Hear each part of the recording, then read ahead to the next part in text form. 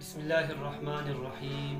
اول دا ویډیو تاسو وګورئ یا خبرې کوو، خو ویډیو تاسو سکیپ کوئ نه. صحیح ده، مکمل ویډیو وګورئ، مکمل وضاحت وشي او ښې طریقې سره پوه شئ. دغه ویډیو وګورئ. والله زه الله ته ژاړم، قسم د الله په ذات باندې. یا الله دا خو مسلمانان دي، زموږ د دې نوجوانانو دا زړونه د دې عمران خان نه تور که الله د دې عمران خان نه دا زړونه واړوه. دا ویډیو مولې ده او دا یوه بله ویډیو هم ورسره وګورئ.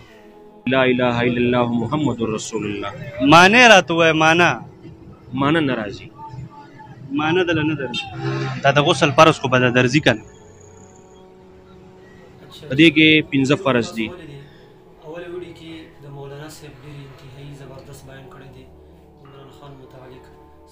نوجوانان نسل د عمران خان نه به څنګه خلاصېږي. یو دویم ویډیو کې تاسو ولیدو زموږ نوجوانان نسل کوم حد ته رسېدلی دی چې د دین اسلام یوه خبره ورته هم ده. عزیزانو، که چېرې تاسو سوچ وکئ، مخکې د عمران خان نه مخکې د علماو نفرت دومره نه کېدو. کله چې عمران خان شهرت واغستو، عمران خان راغلو، د علماو نفرت ډېر زیات شروع شو، ځکه چې دې سړي سوچ انداغه دی چې علماو د عوامو په درمیان کې اختلافات راشي. نن سبا کې څومره هم اختلافات راځي، د علماو ته کنځلې کېږي، علماو ته زیړې کېږي، علماو تذلیل کېږي، علماو تصویرونه په سوشل میډیا باندې، فیسبوکونه باندې بېګاړ کېږي. د خرونو شکل، خرونو ولا کوم ځناور دي، خرونه دي، هغه تصویرانو علماو باندې لګوي. دغه نازیبا قسم کوم بد اعمال دي، دغه عمران خان د لاسه راغلي دي. او څومره هم علماو نفرت شوی دی، څومره هم خلکو کړی دی، دغه خلکو تاسو تپوس وکئ، هغه د کومې پارټۍ نه وي، دغه د عمران خان پارټۍ نه وي.